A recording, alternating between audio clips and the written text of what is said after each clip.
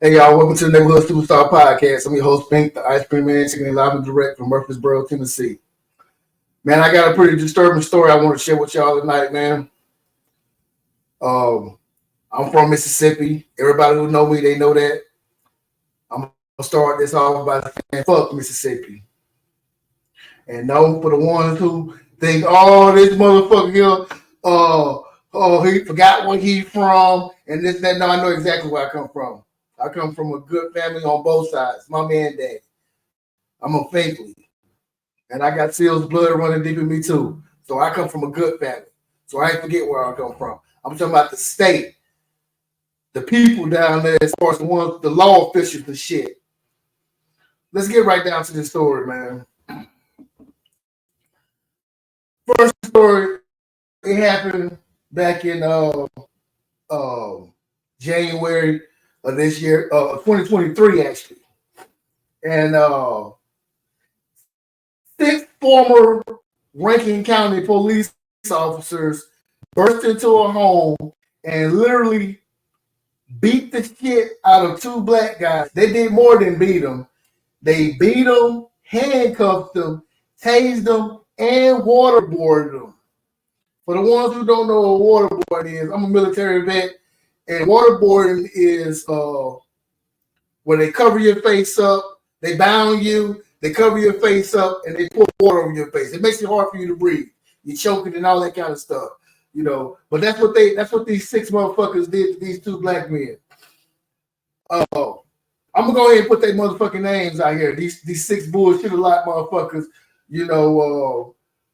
Let's hear their names: Brett McAlpin, Jeffrey Middleton, Christian Demon, Leonard Elwood, Daniel Updike, and Joshua Hartfield.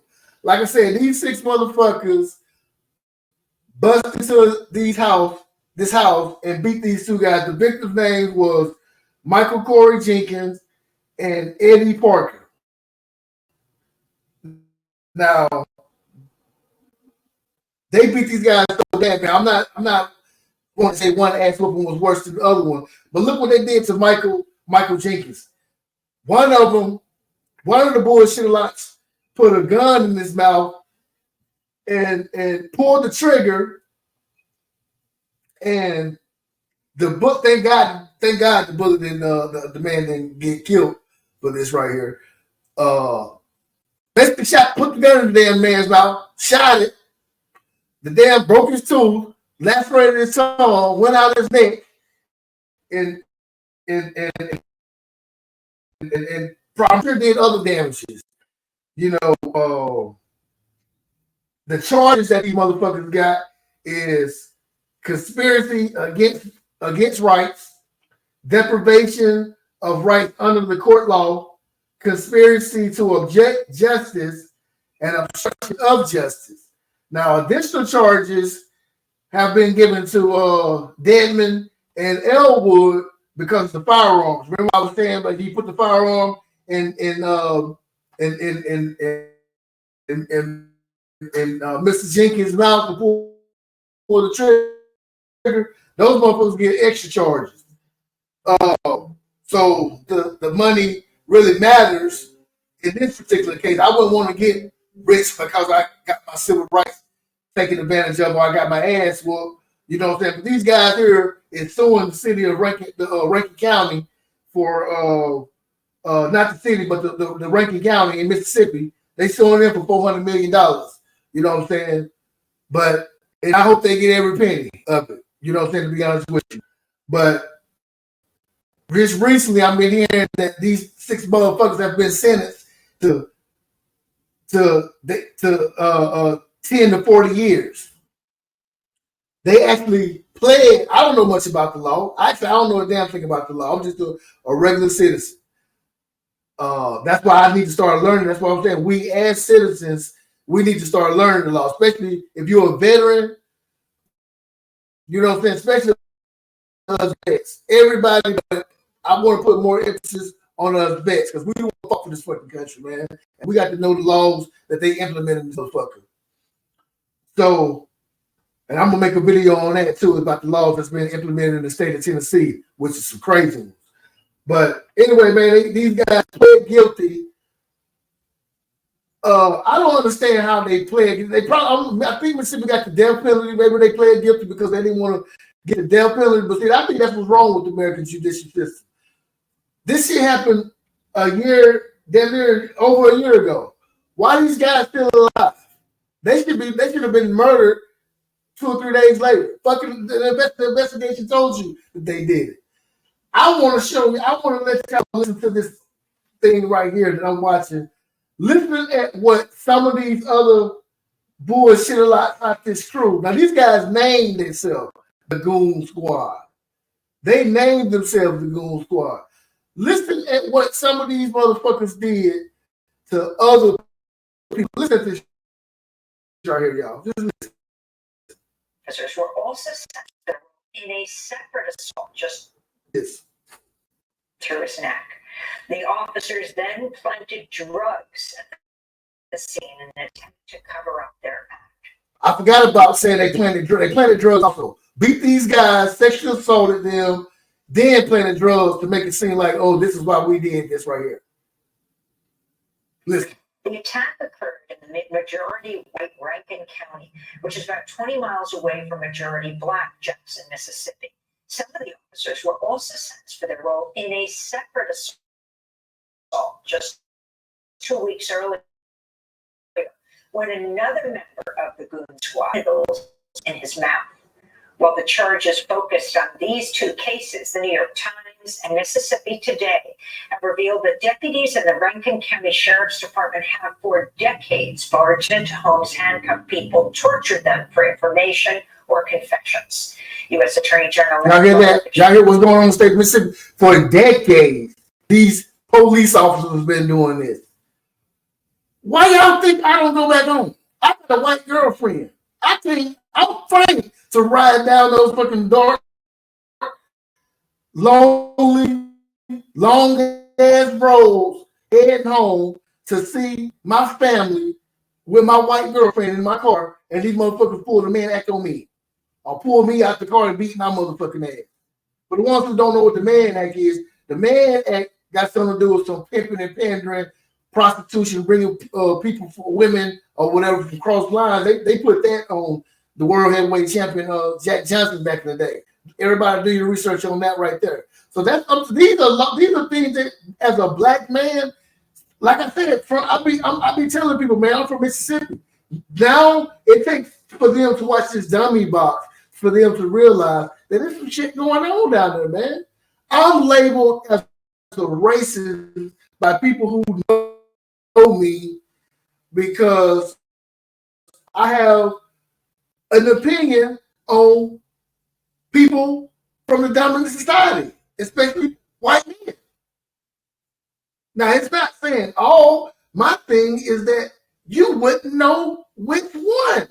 You don't know. You think these guys are police officers. These guys are law-abiding citizens that's implementing the law, making sure everything is good. These guys are terrorists. You can't see what's in nobody's fucking heart, man. I'm from Mississippi. That's why I have these thoughts that I have right here. Now y'all understand that. I hope y'all understand that. I come up with the pure heart. I'm not a racist. I'm not prejudiced. Well, I believe everybody is prejudiced. I believe everybody is prejudiced, but prejudice that's just an ugly word. But the thing is racism. I have the tag on me as being a racist. I'm not. I don't believe I carry myself as that way. But what I'm saying, I realize what's going on in society. I have spent the majority of my life, half of my life in the state of Mississippi. So I know what I'm talking about. It's been said right here. But these guys are sexual deviants, man. Sexually assaulted these guys. And then just recently, a couple of months prior to this, put his genitals in somebody else's mouth, another man's mouth. How that's crazy. It makes me think about this too as well, y'all. I'm going to end on this right here. A couple of months ago, I was watching. I'm gonna do a story on this here as well. I'm gonna get more in depth on this story here as well. But don't things kind of coincide together? It make you think. It make you think about damn. That's crazy. Because a couple of months ago, I was actually seeing something on the news again in Mississippi, how these black men and some white men was missing for months, for years. And then you know what? How they found them? They found them in shallow graves, all in a police owned by the police, where the police officers beat the shit out of them, did whatever the hell they wanted to do with them, and then instead of fucking putting it out there in the media or taking them to the hospital to get some kind of help, what they do, they kill them and then bury their own. Something on the news in Mississippi. Now, what if they would have did that with these guys, man? I'm trying to tell y'all 2 + 2 4, man. It makes sense now, don't it, y'all? It makes sense. But like I said, man, that's what's going on in Mississippi, man. I wanna say it's scary. I want to reach out to all my brothers and sisters down there, family members down there in Mississippi, and tell them to be careful, man. I know them long roads down there. I know. Leave that place. The world's a lot bigger than Mississippi, man. For real. Now, I'm not saying that only the state of Mississippi is the only way. I experienced some racism here in Tennessee too, as a black man. It's many ways of being. Have a white man ever really called me a nigga straight up in my motherfucking face? Yeah, but that was a whole really different other kind of story right there. But that's one of the white guys that thought maybe he was cool enough to say the N-word, you know, and that's a whole other story. But anyway, I'm talking about they don't have to call you that. Twice. Walking down the street, white motherfuckers with them big ass mufflers on the back of their truck. The ones who know what the fuck I'm talking about, leave it in the comments. They'll ride past you and blow that dark smoke out on you. Now, when I first moved down here in Murfreesboro, a white woman told me from Woodbury, first of all, she told me, don't get caught in Woodbury at the dark. First, I wasn't even here in fucking 2 months, and she told me that. Don't ever get caught in Woodbury after dark. So fuck it. That's what I heard it. I paid attention to that. And she also told me, when you see a white guy with a big muffler on the back of his truck and he blowing that black smoke out of his muffler, that means that he blowing niggas out of his ass. That's what that's supposed to be like in the white hillbilly man culture.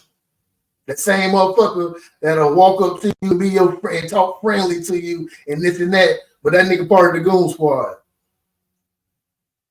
Ready to kill your motherfucking ass. You don't know who the fuck you talking to. You just talking about the motherfucking gang or y'all the Titans or whatever the fuck. That motherfucker stole that touchdown. That motherfucker hate the fuck out of you. He'll ride past you, goddamn, and blow that black smoke all over your way. That shit had me in tears when I came home to my girlfriend, man. I probably would have done some real damage to that fucking dude if that happened to him. That same motherfucker was in the bed twice. He did that to me twice. I was getting off work, waiting up. It's because his windows were tinted. I knew it was the same truck because that first time he did it, he had the trailer. Second time he did it, same vehicle with the same trailer across town. So that's what they do. I'm telling you, man. But the moral of the story is, man, be careful around people that you don't know, man. Especially ones from the dominant society. Because you don't know who the fuck you dealing with, man. You really don't. That's all I got to say on this situation right here, man. Y'all have a good one. Please leave it in the in the comment, like, subscribe, tell me what y'all think about this video, man. Peace.